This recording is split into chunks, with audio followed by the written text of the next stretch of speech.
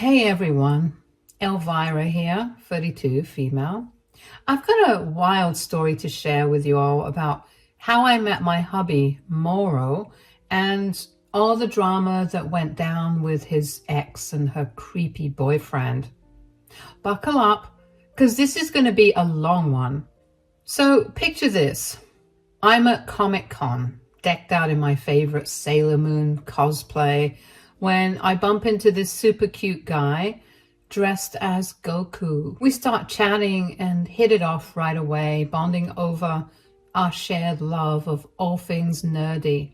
That guy was Mauro. And let me tell you, it was pretty much love at first sight.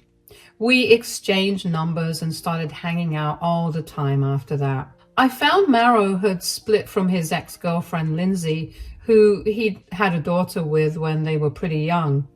They were total opposites. Lindsay was this fancy model type, while I'm more of a laid-back goofball.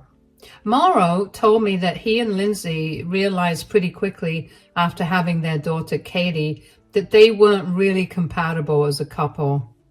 They decided to break up and co-parent instead. I really admired how mature they both were about putting Katie first. I've always been great with kids, probably because I'm a big kid at heart myself. So I was super excited to meet Katie and hopefully become friends with her. The only problem was that Lindsay was really protective and didn't want to introduce Katie to her dad's new girlfriend right away. I totally got where she was coming from, but I'd be lying if I said it didn't bum me out a little. Mauro and I dated for a while, taking things slow since he had Katie to consider. But one night, we maybe had a few too many drinks and, well, let's just say we weren't as careful as we should have been. A couple of months later, I found out I was pregnant. Talk about a surprise. Hey, Mauro, can you come here for a sec? I need to tell you something. Sure, what's up? So, remember that night a few weeks ago when we had a bit too much to drink? Yeah, why? Well, I just took a pregnancy test and it's positive. Wait, what? Are you serious? Dead serious. I'm pregnant. Holy crap. I don't know what to say. This is so unexpected. I know, right? I'm kind of freaking out here. Me too, but hey, we're in this together, okay? We'll figure it out. You really think so? Absolutely. I mean, it's not how we plan things, but maybe this is a good thing. You know what? I think you're right. We can do this. We totally can. I love you, Elvira. I love you too, Mauro. We're going to be parents. We were both kind of freaked out at first, but after the shock wore off, we were actually pretty excited. We thought that we needed to accelerate my meeting with Katie, and so Mauro went to call Lindsay to tell her the news and share the excitement. But things took a turn for the worse. I overheard Mauro on the phone with her breaking the news.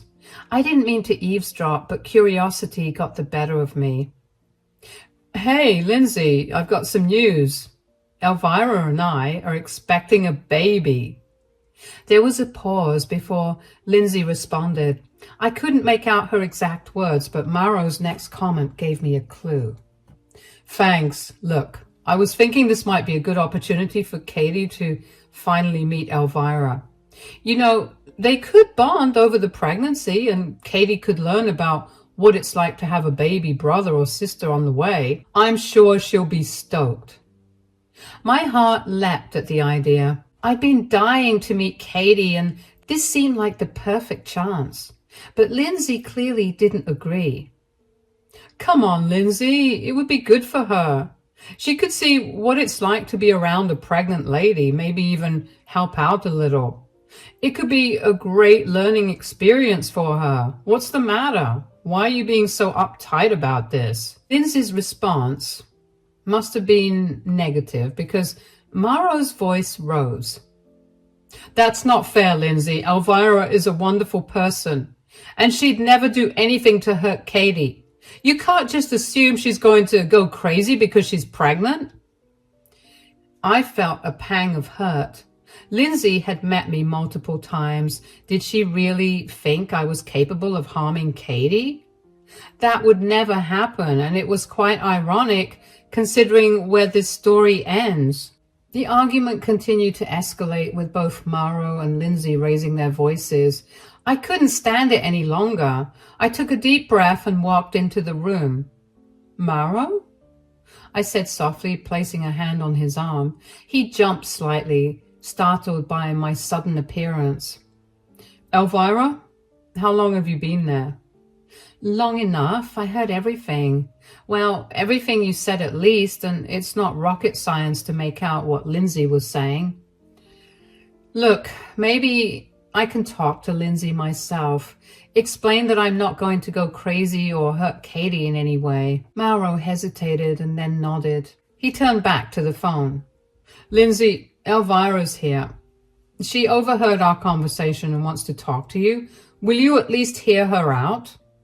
There was a long pause before Lindsay agreed. Mauro handed me the phone, and I took it with trembling hands and put it on loudspeaker. Hi, Lindsay, I began, trying to keep my voice calm and friendly. I know we've only met several times, and I understand your concern about your daughter because you're a good mom, but I want you to know that I care about Katie very much. I've never met the kid, but I do. I care about all children, and now that I have my own, that should tell you that I would never do anything to hurt her or make her uncomfortable. Oh, so you've been eavesdropping on private conversations now. That's just great. Really building my trust in you there. I flinched at her hostility, but pressed on. I'm sorry about that. I just happened to overhear, and I wanted to try and smooth things over. I understand your concerns about the pregnancy, but I promise you, I'm not going to turn into some unstable monster. I really think it would be good for Katie to be involved in this process. She could learn so much, and it might help her feel more connected to her new sibling. Oh, so you two are going to get married now? I see. How about this? How about you meet Katie after you give birth to your baby? Seems like you two are preoccupied with so many things at the moment. I don't want my Katie to be overwhelmed by all of the rash and quick decisions you two are making. Goodbye. Before I could respond, the line went dead. I lowered the phone, feeling defeated and on the verge of tears. Mauro wrapped his arms around me and pulled me close. I'm sorry, I didn't mean for that to go so badly. I shook my head. It's not your fault. I shouldn't have butted in like that. I just thought, I don't know, I thought maybe if I talked to her, she'd see that I'm not a threat. As the days passed, I couldn't shake the feeling that I'd made things worse. What should have been a joyous time was now overshadowed by this tension with Lindsay. I found myself second-guessing every decision, wondering if I was overstepping my bounds as a stepmother-to-be. Despite Lindsay's objections, Mauro kept trying to involve Katie in the pregnancy. He'd share updates during their calls and even sent her pictures of my growing belly. Knowing Katie was interested only made me more eager to meet her in person. The situation remained tense, but I tried to stay positive. I focused on the joy of my pregnancy and my love for Mauro. I held on to hope that eventually we'd find a way to come together as a family. It wouldn't be easy, but I was determined to make it work, one small step at a time. Mauro proposed and we got married in a small ceremony before the baby came. It all happened so fast, but it felt right, you know. After our son was born, Lindsay finally agreed to let me meet Katie. Can you imagine? After all that drama? I guess in hindsight, it was for the best, considering I was focusing on growing some organs and craving anchovies and pickles. But eventually, and quite sweetly, might I add, it all worked out in the end. I was in the hospital with my baby, worried about how this other kid was going to view me. It was a roller coaster of emotions, I'll tell you that. I was nervous, but it turned out I had nothing to worry about. That little girl was an absolute sweetheart, and we clicked right away. Before long, we were thick as thieves, not to mention she was already handling her big sister's duties with such ease. I was so proud. Katie would beg to come over to our place all the time. Sometimes when I'd use Mauro's phone to check up on some stuff, I'd see incoming texts from sweet little Katie saying stuff like, "Daddy, please come and get me. I want to see Elvira and the baby. I miss you so much. Please come and get me." It was sweet, but also kind of concerning how frequent and desperate she seemed to get away from her mom's place. I brought it up to Mauro a few times, but he'd just laugh it off. "Oh, she's just being dramatic. You know how kids are. I'll go see her tomorrow." I wasn't totally convinced, but I figured Mauro knew his daughter better than I did. Still, something about it nagged at me. "Mauro, can we talk about Katie for a minute?" "Sure, what about her?" "Have you noticed how she's always begging to stay with us, like every single time?" "Yeah, I guess she's been doing that a lot lately." "It's more than that. She seems almost desperate to avoid going home. Call it motherly instincts, but I'm worried." "Come on, I'm sure it's nothing. Katie just likes hanging out with us." "I don't know. Something feels off, the way she tenses up when it's time to go back to Lindsay's." "You really think there might be something wrong?" "I can't shake the feeling. Maybe you should talk to Lindsay and see if everything's okay at home." "All right. If it'll make you feel better, I'll give her a call." So that's what he did. Right in front of me, he called his baby's mom and asked her what was going on. "Hey, Lindsay, it's Mauro. I want to check in about Katie." "What about her? Is something wrong?" No, it's just she seems really eager to stay with us lately. I was wondering if everything's all right at home." "Yeah, everything's all right at home. Why do you ask?" "I was just a bit concerned is all. How's that Benjamin guy doing? Do they get along well?" "What exactly are you implying, Mauro?" "I'm not implying anything. I'm just asking." "It sounds like you're accusing me of something, or is it Benjamin you have a problem with?" "Whoa, calm down. I'm just concerned about our daughter." "Well, don't be. Everything's fine here. And if you ever insinuate that Katie's being mistreated again, I swear I'll keep her away from you for good. Got it?" "Lindsay, that's not what I mean it, Mauro. Drop it." Yikes. None of Lindsay's words quelled my fears. If anything, it intensified my thoughts even more. Why was she so reactive, as if she had been asked this sort of thing before? Mauro and I went to bed that night without many words exchanged after that hostile call, but I knew that both of our minds were racing out of control with all the possibilities of what could be going on. Anyway, a few months went by and Katie and I just got closer and closer. She started asking to hang out with me even more than Mauro sometimes. I think she saw me as the cool, fun aunt type, and she loved to be around Junior too, which was a much welcomed help, especially when Mauro was busy with work priorities. One day, Lindsay called Mauro to tell him she had a big modeling gig coming up in Prague. She was going to be gone for a couple of weeks and needed someone to watch Katie. At the same time, Mauro had a work trip in California he couldn't get out of. They were trying to figure out childcare when Katie overheard and started begging to stay with me. She was literally in tears, pleading to come to our house. Lindsay wasn't thrilled about it, but Katie wore her down. They decided it would be a good test run to see how I did as a stepmom to Katie, considering how I was also rearing my own child at the time. When Lindsay dropped Katie off, I could tell she was annoyed that Katie was so excited to stay with me. Her boyfriend Benjamin was there too, and he seemed even more irritated. I got the sense he was used to being the one to watch Katie when Lindsay was away.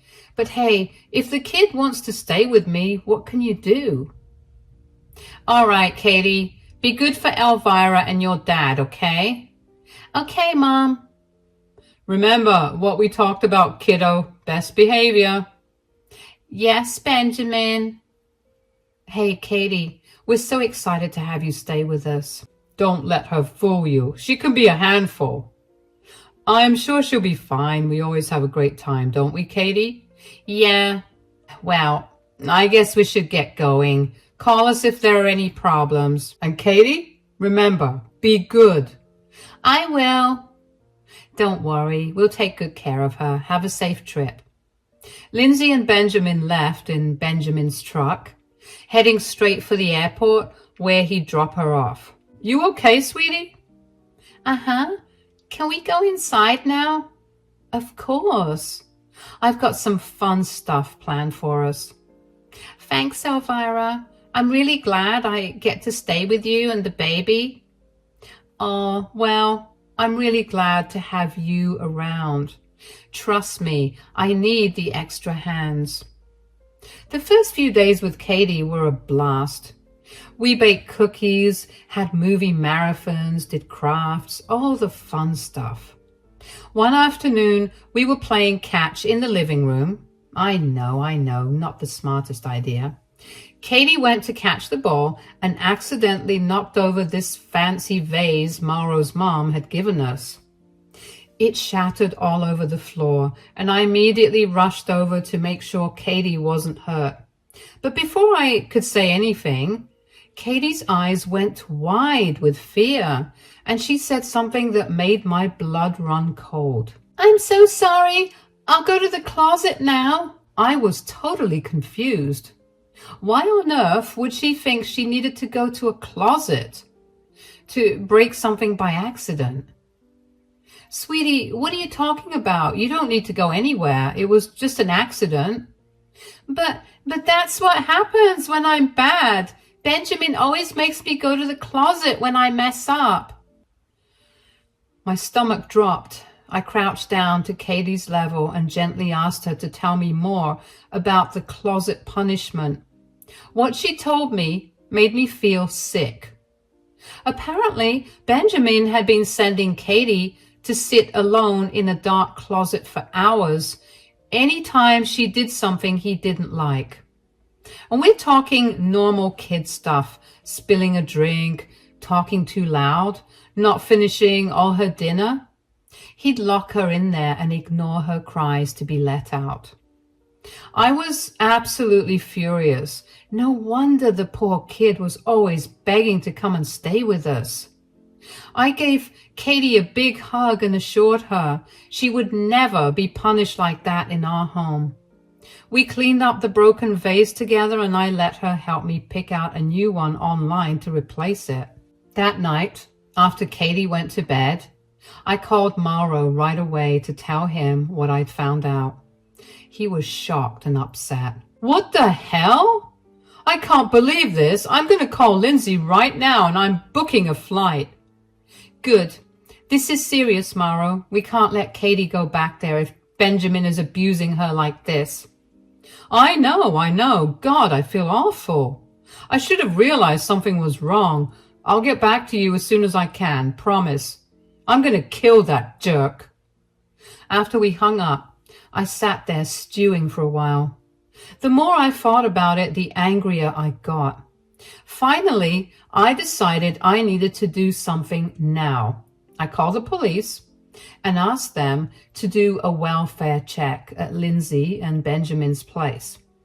I told them I had reason to believe there might be child abuse going on, Couple of hours later, I got a call back from one of my relatives who works at the station. The perk of being related to the feds is that your stuff is handled on a priority basis.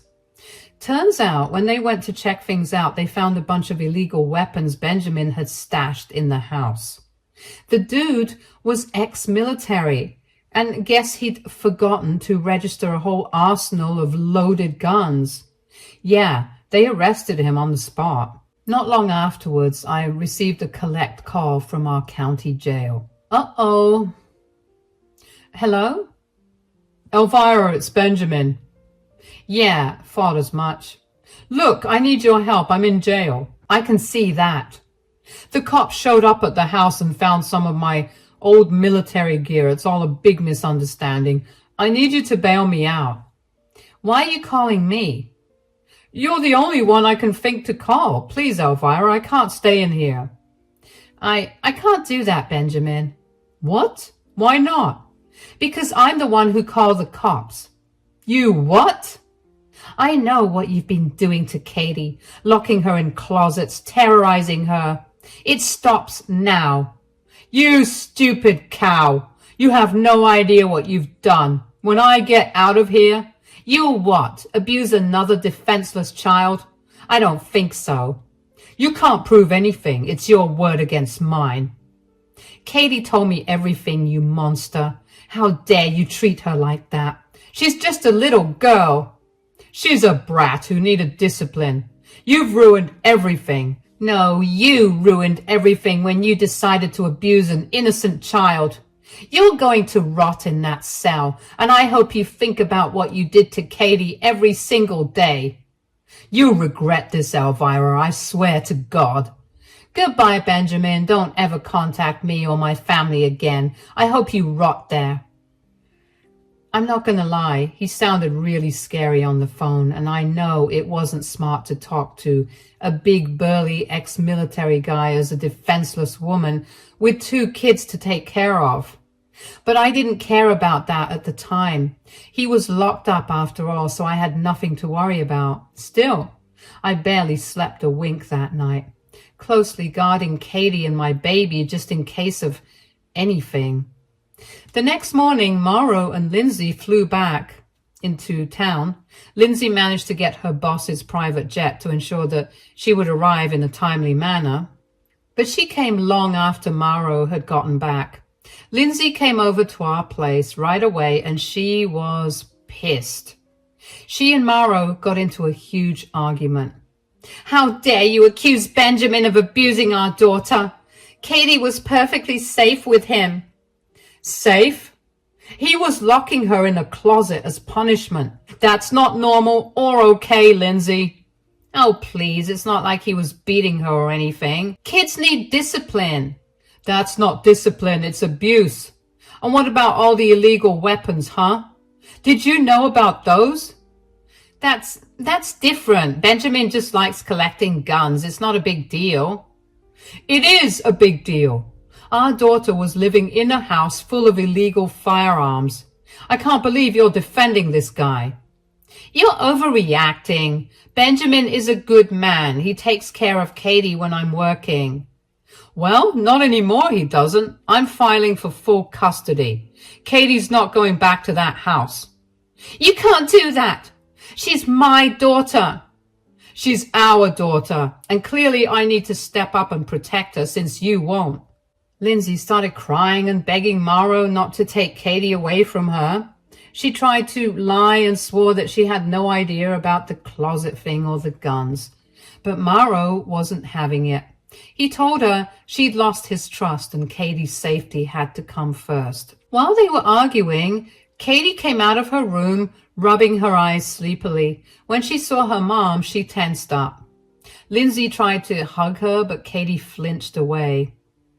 I don't want to go home with you, Mommy. I want to stay here with Daddy and Elvira. Baby, please, I'm so sorry about Benjamin. I promise he won't be around anymore. Just come home with Mommy, okay? No, you're never there anyway. Elvira and Daddy are my real parents now. Ouch. I felt bad for Lindsay in that moment. I really did.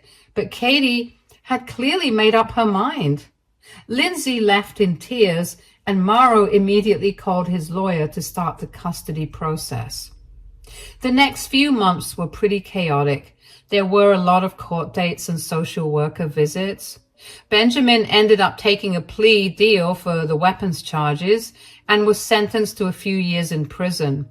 Good riddance, if you ask me. In the end, the judge awarded Mauro primary custody of Katie. Lindsay got some visitation rights, but only supervised visits for the time being. The first time this happened, it was quite awkward, to say the least. That must be your mom, Katie. Are you ready? I guess so. I opened the door to reveal a disheveled and tired-looking Lindsay. Nothing like the pretty, pristine, picture-perfect model she always looked like. It was kind of scary, if you ask me. Hi, Lindsay. Come on in. Thanks. Hi, Mom. Hey, sweetie, I've missed you so much. Yeah, me too. Why don't you two go sit in the living room? I've set out some snacks. So, how have you been? How's school? It's okay. I got an A on my science project. That's great. I always knew you were smart. Elvira helped me a lot with it. Oh, that's nice of her. There were so many beats of awkward silence. I had to keep reminding my instincts that I couldn't just walk away and let them talk. I had to be there and monitor everything as per the court rules. Yeah, can I go to the bathroom? Of course, sweetie. When Katie left the room, that's when Lindsay's true feelings came out, as I expected. She gave us hell during the court proceedings, but she managed to dig herself deeper and deeper in the web of abuse and lies she told, which was what ultimately granted Mauro and I full custody. So I tried to be nice about it, but of course she wouldn't go down without a fight. I know this is tough, but we need to make it work for Katie's sake. That's easy for you to say. What if I took little Junior away from you, huh? Would you like that? What sort of mother separates her from her kid? Look, I get it. I really do. I couldn't imagine that happening to me. That's why I'm extra careful to make sure that I'm properly taking care of my children and not leaving them with people who are abusive. That's my responsibility as a parent. I wish you did the same thing. Then maybe we wouldn't be in this predicament. Oh, I'm sure you just love that, don't you? Playing happy families with my daughter. Lindsay, this isn't about... Listen here, you home-wrecking cow. This isn't over. I'm going to get my daughter back, and when I do... Careful, Lindsay. You really want to make threats during a supervised visit? I'm not threatening anyone. I'm just saying. I know exactly what you're saying, and let me be clear. If you keep this up, I won't hesitate to report it to the judge. You wouldn't dare. Try me. I have no problem making sure you never see Katie again, if that's what it takes to keep her safe and happy. You can't do that. I'm her mother. A mother who let her boyfriend abuse her child. Don't push your luck, Lindsay. That's what I've thought. Now, if you'll be causing trouble again, I'm going to have to ask you to leave. Got it? Yes. Hey, Katie, come here for a sec. I know this is all new and maybe a little weird, but it's going to be okay. We're all adjusting to this new setup, and that takes time. Your mom loves you, and so do your dad and I. We're all here for you, all right? Okay, thanks, Elvira. Now, why don't you show your mom that art project you've been working on? Oh, yeah, Mom, want to see it? I'd love to, sweetie. She was pretty bitter about the whole thing, but I think deep down she knew it was for the best. Katie moved in with us full time, and honestly, it's been amazing. Sure, it's an adjustment having 2 kids in the house now, but seeing Katie blossom and come out of her shell has been incredible. She's like a whole different kid. So much happier and more confident. Mauro and I make a great parenting team, if I do say so myself. We're determined to give Katie the stable, loving home she deserves. And let me tell you, our little blended family of nerds is pretty darn adorable. So yeah, that's my crazy story of how I went from anime fangirl to stepmom, foster mom in the span of a couple of years.